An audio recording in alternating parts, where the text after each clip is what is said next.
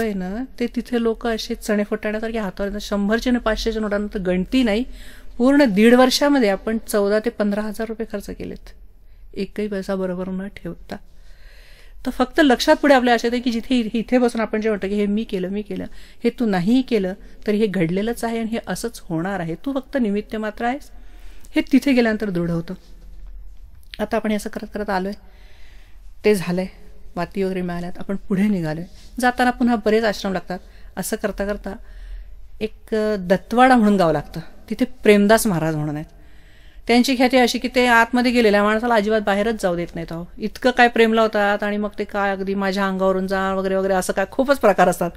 तिथे आम्ही गेल्यानंतर आजची रात्र राहिलो. त्यांच्याकडे क्लुप्ते खूप असतात थांबवून घेण्यासाठी. दुसऱ्या दिवशी ठरवलं आम्ही सकाळी निघायचं. म्हणे मैया जी कितने दिनों के बाद तो आई हो, महाराष्ट्र के हो, अचार हमें बहुत पसंद है नींबू का. उद्याला हे 100 लिंबू आणून टाकली, इसका अचार बना के दो. आता अचार बनवायला किती वेळ लागतो? 2 तास. थक गए होंगे अभी, आज मत जाना. राहिलं उद्याला. बाबाजी अब तो जाने दो. मैया जी बालक समझ लो हमें, म्हणजे त्यांचं वय खूप आहे, हमें बालक समझ लो. एक बिनती है, आपकी महाराष्ट्र की मीठी रोटी बनती है, म्हणजे पुरणाची पोळी, वो सिर्फ बना के खिला दो, बस धन्य हो जाएंगे. दुसऱ्या दिवशी पुरणाची पोळी तिथेच. तिसरे म्हटलं बाबाजी इथेच थांबायचं आहे का काय? परिक्रमा तर होती रहेगी, वो तर एक निमित्त मात्र आहे. मग त्यांना आम्ही विचारलं की आमच्यासाठी तुम्ही नर्मदे हर आहात, मैया आहात, तुमच्यासाठी आम्ही कोण आहे? मग ते म्हणाले की आम्ही तुमच्या दर्शनाचे इतके इच्छुक असतो की तुमच्याकडून आम्हाला काय मिळतं तुम्हाला माहित नाही, आम्ही पक्के लुटारू आहोत म्हणे. मग ते लुटारू कसे? तर त्यांनी सांगितलं की आपल्याला जाणीव नसते की आपल्या पुढे कोण चालतंय, ते त्या लोकांना कळतं की आपल्या पुढे कोण चाललंय. तर त्यांनी असं सांगितलं की परिक्रमेमध्ये निर्भयता खूप येते, जी आपल्या सर्वसामान्यांना इथे बसून येत नाही. तर त्यांनी सांगितलं की तो दत्तवाड्याचा जो आश्रम आहे ना, तो गावापासून 5 किलोमीटर दूर आहे आणि मैया किनारा पण खूप दूर आहे. किनारा इतका असा गूढ आहे, म्हणजे खडकाळ आहे खूप, आणि भयंकर गूढ वातावरण आहे तिथे, म्हणजे दिवसा गेलं तरी पण नीरव शांतता आहे. अशा ह्याच्यामध्ये त्यांच्याकडे एका संध्याकाळी एक मुलगी आली, केशरी वस्त्र घातलेलं आहे, एक केशरी झोळी, दंड कमंडल, दिसाला सुरेख 23-24 वर्षाची मुलगी संध्याकाळला आली. आणि त्या आश्रमामध्ये ते महाराज आणि त्यांचा शिष्य दोघंच राहतात, गावाच्या बाहेर. ती मुलगी आली, तिने सांगितलं बाबाजी नर्मदे हर, हम अंदर रहना चाहते हैं. त्याने सांगितलं की मैयाजी आश्रमात मी बायका ठेवत नाही, कारण की काही प्रवाद असतात, तुम्ही गावात जा, तिथे राहा. तिने सांगितलं मी राहू का विचारलेलं नाहीये, मी आज रात्री इथे राहणार आहे हे सांगितले. त्यांनी सांगितलं ठीक आहे, आता काय, त्या आतमध्ये झाल्या. त्यांनी दंडकमंडल ठेवलं, ती झोळी ठेवली आणि संध्याकाळी 6-6:30 ती मुलगी मैयावर आंघोळीला गेली. नियम असतो सकाळी संध्याकाळी आंघोळ करावी लागते, किनारा कितीही दूर असू दे. ती मुलगी आंघोळीला गेली, तिथून आली, तेच तिचे ओले ती वस्त्र पूजेला बसली. जे बसली ते 9 वाजले का 9:30 वाजले माहीत नाही, तिची 2-3 तास पूजा चर्चा चाललेली. आणि हे दोघं थक्क तिच्याकडे बघतात, तिला बाजूच्या परिस्थितीचं भान नाही आहे. महाराजांनी तिला विचारलं की मैयाजी आपके भोजन प्रसादी का क्या? म्हणजे तुला द्यायचं तर दे, नाही द्यायचं ते देऊ नको, मागणार नाही. यांनी तिच्यासाठी भोजन प्रसादी ते खाऊन झालं. त्यांनी विचारलं मैयाजी आपका सोने का प्रबंध? ती म्हणे द्यायचं तर दे, तुला जे वाटलं ते तू कर. ह्यांनी तिला घालून दिलं जे काय. ती रात्रभर गाढ झोपली, ते 2 जण जागे, कारण ती इतकी निर्विकार, काही घेणं देणं नाही तिला कशाशी. पहाटे 3ला ती पुन्हा उठली, मैयावर आंघोळीला गेली, तिकडनं आली, पुन्हा पूजापाठ, 6 वाजता झोळी उचलून निघून पण गेली. एवढी निर्भयता कुठून? ती कोणाच्या तरी बरोबर आहे, आणि ते जे कोणी बरोबर आहे त्याची दर्शनं यांना होतात. म्हणून हे दुरून दुरून परिक्रमावासी दिसले तरी बोलवून आणतात, 4-5 दिवस त्यांच्या संगतीत राहतात. म्हणजे आपण पण त्यांच्या संगतीत राहतो, आपणही त्यांच्याकडे शिकतो. या सगळ्या लोकांची साधना जर काय असेल तर 16-16 तास नामस्मरण आहे, जेव्हा वेळ मिळेल तेव्हा नामस्मरण, आणि खाऊ घालणे. दुसऱ्याला खाऊ घातल्यानंतर परिक्रमेत असं सांगितलेलं आहे, नियमात आहे पुस्तकामध्ये, की जर का तुम्ही परिक्रमावासींना खाऊ घातलं तर 50% पुण्य त्याचं तुम्हाला मिळतं. मग महाराज म्हणे की ते भिल्ल काय लुटता, तो आम्हीच लुटतो, तुम्हाला छान छान जेवायला घालतो, 50% पुण्य घेऊन टाकतो, तुम्ही चला पुढे. अशा गमती जमती होत राहतात. ते सगळं झालं. त्यांचा सेवक पण खूप जीव लावणारा होता. 4 दिवस झाले, 5 दिवस झाले, महाराज सोडेला. मग 5व्या दिवशी आम्ही दुपारचा चहा घेतला. ह्यांचा सेवक गावात गेला होता काय आणायला, आम्ही 2 जण अक्षरशः पळालो. महाराजांना नमस्कार केला आणि पुढच्या आश्रमात गेलो. पुढच्या आश्रमात पण चांगलं स्वागत केलं. संध्याकाळची वेळ झाली, त्या महाराजांनी खिचडी वगैरे केली. म्हणाले मैयाजी चलो भोजन प्रसाद दिलेले ते, आम्ही फक्त जेवायला बसतो. आणि पाठीमागून आवाज आला नर्मदे हर. पाठीमागच्या आश्रमातला सेवक टिफिन घेऊन आला होता. म्हणे मैया जी आप छोड़ के जा सकते लेकिन हम नहीं छोडेंगे, जब तक की है हमारी मर्जी हम आएंगे. टिफिन तिथून. आता त्यांचा टिफिन, यांची खिचडी. जेवल्यावरती दुसऱ्या दिवशी सकाळी आम्ही 5:30लाच पळायला म्हटलं आता मागच्यानी पुन्हा नको द्यायला. तर हे जे प्रकार आहे ना, म्हणजे त्यांच्याकडे नाही आहे तरी देण्याची वृत्ती जी आहे ना ती अफाट. असं करत करत आता आपण चाललोय. दत्तवाडा सोडला, आता आपण राजघाटला जाणार आहे. राजघाटला जायच्या आधी मध्ये कसरावद म्हणून एक गाव पडतं, तर दत्तवाड्याहून निघालो आणि कसरावदला जाणार होतो. तेवढा आपला 20-22 किलोमीटरचा प्रवास होता. रस्त्याने जाताना बऱ्याच अडचणी आला. चालता चालता संध्याकाळ झाली. जर का सूर्य मावळला तर आपल्याला चालता येत नाही पुढे. आता आम्ही देदला नावाच्या गावात होतो आणि कसरावद पुढे 2 किलोमीटर होतं. सूर्य मावळायला आला आणि मध्ये नाला होता. तर सहज मी बाबांना म्हटलं की आता 2-2.5 किलोमीटर चालणं अशक्य आहे. नाला वगैरे आपल्याला माहिती नाही, अंधार झाला तर नाला ओलांडता येत नाही. देदल्यामध्ये थांबून जाऊ. ठीक आहे, तिथे एक शाळेसारखं काहीतरी होतं. दोघांनी ठरवलं की चला तिथे जाऊया. त्याच्या आधी नलवाईमधून ज्या बाईंनी आपल्याला मोबाईलवर बोलायला लावलं ती जेव्हा भेटायला आली तेव्हा तिने डाळ, तांदूळ, गुळाचा खडा, मीठ असं बरंच काय काय काय काय ती घेऊन आली होती. ते मी माझ्या विषयी म्हटलं मैयाजी कुठे जड करून, ते आपल्याला कुठे उघडावं लागलं नाहीये, कारण हे सगळीकडे जेवायला खायला घालतच होते, फक्त ते ओझं. आता आपण देदल्याला थांबणार, चला बा ते वापरून टाकूया. एक शाळा होती तिथे थांबायला असं ठेवणार. आवाज आला की इथे कशाला थांबताय. या गावात एक बाबाजी आहे, त्याची छोटीशी झोपडी आहे, तिथे जातो बाबा सोय करतो. तिथे गेलो. त्याची मुलगी झाडत होती. तिला विचारलं की इथे थांबू का. ते म्हणाले बाबा आणि आई गेलेत बाजाराला, उशीर आहे पण तुम्ही थांबा. तिने एक अशी झोपडीच्या बाहेर सतरंजी घालून दिली. बसलो, पूजापाठ केलं. अंधार. थोड्या वेळ तिची आई आली. आई आल्यावर म्हणाली की मैयाजी भोजन प्रसादी का क्या, हम बना देंगे आपको. म्हटलं बना दो. कुठून आले, काय आले, चला चौकशी आली. मी तिला म्हटलं असं कर, माझ्याकडे हे डाळ तांदूळ आहे, काय चहा साखर जे आहे सगळं तू ठेवून घे. ती म्हणाली का बरं. अगं म्हटलं पुढे आता झाडी लागणार आहे, नाहीतरी मामा लोक लुटणारच आहेत, तूच ठेवून घे. ती हसली. का हसली मला कळलं नाही. आतमध्ये गेली, स्वयंपाक केला, जेवणं झाली. म्हटलं अजून बाबाजी नाही आले का तुमचे. म्हणे नाही येतील ते. आम्ही आपल्या आतमध्ये झोपून घे. झोपडीत आम्हाला जागा दिली, आम्ही झोपून टाकलं. काही विचार केला नाही. शहरी लोक ना दुसऱ्याचा विचार प्रकारच नाही. झोपलो. सकाळी 5:30-6ला असा आवाज आला. थंडीचे दिवस होते. 5:30 वाजला उजाडलं नव्हतं.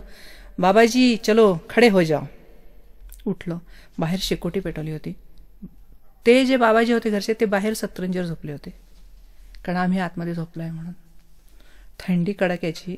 आम्हाला इतकं लाजिरवाणं वाटलं की ज्यांचं स्वतःचं घर आहे ते आम्ही आहात. खरं आम्ही बाहेर झोपायला पाहिजे, कारण आम्ही परिक्रमावासी. शेकोटी वगैरे लावली आणि आम्ही त्या शेकोटीच्या उजेडात बघितलं तर गब्बर सिंग कसा असेल, असे लाल डोळे, असं मोठं वाटले. तो स्वतःच मामा होता. लुटणारा मामा जो आहे तो स्वतःच समोर बसला होता. त्याच्या बायकोनी काळा चहा करून आणला आणि ती हसायला लागली. म्हणे रात्री मैयाजी म्हणाली म्हणे की ते लुटारू सामने ही बैठे म्हणे आपके. तो मामा हसायला लागला. म्हणे की क्यों कैसे रहे मामाजी. विचारलं त्याला की ही सोय कशी काय, सेवा कशी काय. तर झाडीमध्ये ना धनुष्य बाण चालतात, म्हणजे खूप दूरवरती बाण मारतात. त्याला विष लावलेलं असतं आणि टोकेरी असं समोरचा माणूस मरतोच. आणि हे सगळे बाण तयार करायचं काम हा मामा करतो. तर त्याच मामाच्या घरी आपण रात्री राहिलेलो आहे आणि पूर्ण त्या झाडीमध्ये त्याची सत्ता चालते. मग त्याला ही सेवा करायची संधी का इच्छा झाली. तर त्याने सांगितलं की मी, म्हणजे आपण फक्त जे ऐकलं वाल्याचा वाल्मिकी, तर मी सगळ्यांना लुटत होतो आणि लुटल्याही नंतर लोक येतात आहे, लुटून घेतात आहे. हा आनंद म्हणजे काय, मैया ह्यांना असं काय देते हे मला बघायचं होतं. म्हणून त्यांनी 3 वर्ष 3 महिने 13 दिवसाची परिक्रमा केलं. पायी केली, सगळे नियम. आणि त्याचा जो अवतार होता तो त्यांनी बदलला नव्हता. त्याच्यामुळे तो जर भिक्षेला गेला तर लोक त्याला हडहड करायची, नको. तो म्हणायचा आज परिक्रमेत आहे म्हणून. परिक्रमेत नसतो ना तर भिक्षाच काय अख्खं घर लुटून द्यायला असतं तुमचं. पुढे त्यांनी लोकांची भांडी वगैरे घासणं मान्य केलं, स्वयंपाक करणं मान्य केलं, पण भिक्षेला तुम्ही लोक जा.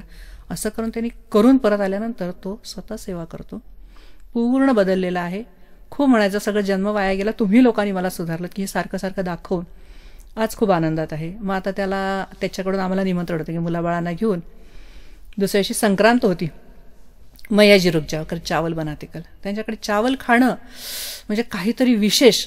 कल चावल खाते. आता आधीच्या गावामध्ये मला एकाने निघता असं रस्त्यावरच एक 50ची नोट दिली होती. मी त्याला 25 रुपये दिले. म्हटलं हे राहू दे, चावल बिवल आणा तुम्ही लोक खा. ते 25 रुपये घेऊन आम्ही पुढे गेलो उरलेले.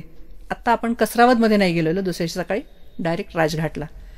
तिथे गेल्यानंतर असं ठरवलं, कारण देणाऱ्याने मला पैसे असे दिले होते की मैयाजी कुछ नाश्ता वाष्टा करलो, म्हणजे ते पैसे तसे संपवायचे. एका हॉटेलमध्ये गेलो, व्यवस्थित बसलो, नाश्ता करायचा, केले, पैसे द्यायला लागलो. पाठीमागून आणायला, मग याची पैसे मत देना, हम दे देंगे. अरे म्हटलं ते 25 रुपये संपवायचेत आम्हाला. म्हणे नाही.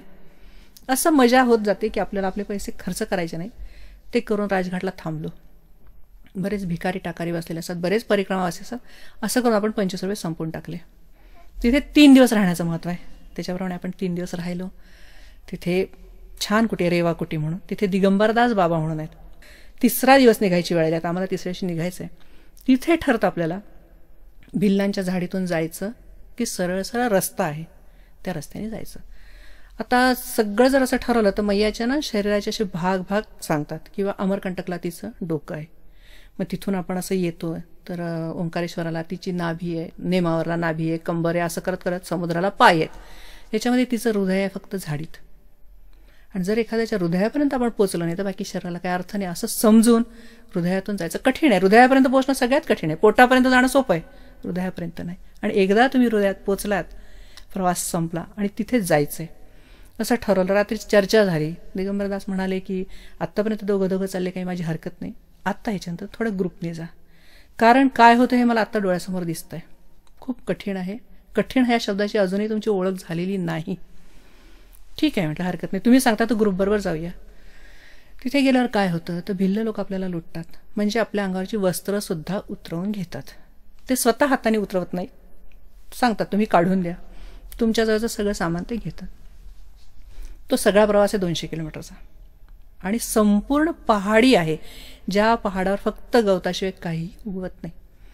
एक झोपडी इकडे तर एक झोपडी बरीच लांब. रस्ते पहाडातूनच मान वर केल्यानंतर, इकडे मान टेकल्यानंतर जे पहाडाचं टोक दिसेल तसे रस्तेच आहे. त्या पहाडावर जायचं, उतरायचं, जायचं, उतरायचं. असे 3-4 पहाड जेव्हा उतरलं तेव्हा 2-2.5 किलोमीटर अंतर तुम्ही जाता. की ते मैया फिरतेच तशी, जाणंच भाग आहे. आणि सगळे पहाड खडे, वरून सटकलात खालीच. अशा ह्याच्यातून संपायचं असेल तरच पहाडीतून जावं. पण ठीक आहे, जीवावर उदारून आपण जाणार आहे. 10 किलोमीटर चाललात की एखादं गाव लागतं. गाव म्हणजे 2-4 झोपड्या. भिल्ल लोकांमध्ये 3 प्रकार आहेत. एक त्या डोंगरांच्या फटींमध्ये शेती करतं, जे उगवेल आणि जसंही उगवेल त्याच्यावर जगतं. एक जण आहे ते व्यापार करतं, म्हणजे इकडनं काहीतरी वस्तू आणतात आणि देतात. आणि तिसरं आहे ते मारामारी करून दरोडेखोर असते. असे 3 प्रकार आहेत. याच्यात ज्या भिल्लाच्या हाती तुम्ही लागलात तो दिवस तुमचा. ठरवलं जाऊया, म्हटलं तिथूनच जाऊया. दिगंबरदास म्हणाले थांबा. अजून थांबलो. एक 14-15 साधू संतांची टोळी आली, केशरी वस्त्र आहेत. त्यांना हात लावत नाहीत भिल्ल लोक. त्यांना विचारलं, म्हटलं बाबाजी आम्हाला झाडीतून जायचं आहे. तिथून झाडीतून जाणं असं म्हणायचं, जंगल झाडी आहे म्हणून झाडीतून. आणि भिल्ल लोकांना मामा म्हणायचं, भिल्ल मामीला मामी म्हणायचं, कारण की त्यांना त्यांचा मान येतो. निघालो तर ते यांना विचारलं साधू संतांना, म्हटलं बाबाजी आम्हाला झाडीतून न्या. म्हणजे मैयाजी तुम्हाला खरं सांगतो, जर तुमची बेइज्जती आम्ही बघितली तर आम्हाला पाप आहे. आमच्यावर तुम्ही आलात, एकच स्त्री होती मी त्यांच्यामध्ये, आणि माझी बेइज्जती होणार हे काळ्या पांढऱ्या दगडावरची कुठली रेष वगैरे ती, त्याच्यामुळे तुम्हाला आम्ही नेणार नाही. बाबाजींना घेऊन जातो, कारण जे काय होईल ते सर्वसाधारण सगळ्यांचंच होणार आहे, पण तुमचं आम्ही बघू शकत नाही, तुम्हाला नाही नेणार. थांबलो. ते 14-15 लोकांची टोळी पुढे निघून गेली. अजून एक दिवस थांबलो. अजून 5-6 जण आले. त्यांना विचारलं, म्हटलं बाबाजी आम्हाला तुमच्यावर नाही. म्हणे तुम्ही एक काम करा, तुम्ही आमच्या पुढे निघून जा, तुम्हाला आम्ही नेणार नाही. तुम्ही 2-4 दिवस पुढे गेल्यानंतर मग आम्ही मागून येऊ, पण आमच्यावर तुम्ही यायचं नाही. 2रा दिवस गेला. शेवटी असं किती दिवस थांबायचं, कोणी आपल्याला नेणार नाही हे तर नक्की झालेलं आहे, पण मला तिथूनच जायचं हेही नक्की झालेलं आहे. की जर तिच्या भरोश्यावर निघालो, आणि मी देवी सप्तशती वाचत होते, त्याच्यामुळे माझा एक अनुभव आहे असा आहे की एक स्त्री शक्ती दुसऱ्या स्त्रीची विटंबना नाही होऊ देणार. तरी ते दिगंबरदास महाराजांनी सांगितलं की हे बघ, ही जी परिक्रमा आहे ना, ही तुम्ही केलेली कर्म ही साक्षात तुमच्यासमोर येणार, म्हणूनच ती आहे. आणि त्याचं लाईव्ह टेलिकास्ट तुम्हाला बघायचंय, म्हणूनच तुम्हाला जायचं. चांगली कर्म असली गेल्या जन्मातली तर चांगले अनुभव येणार, वाईट असली तर वाईट येणार. दोन्ही अनुभव तुमचे आहेत. त्याच्यामुळे जर का गेल्या जन्मी तुमचं असं कर्म असेल की जे आज तुमची बेइज्जती होणार आहे, तर ती होणारच आहे.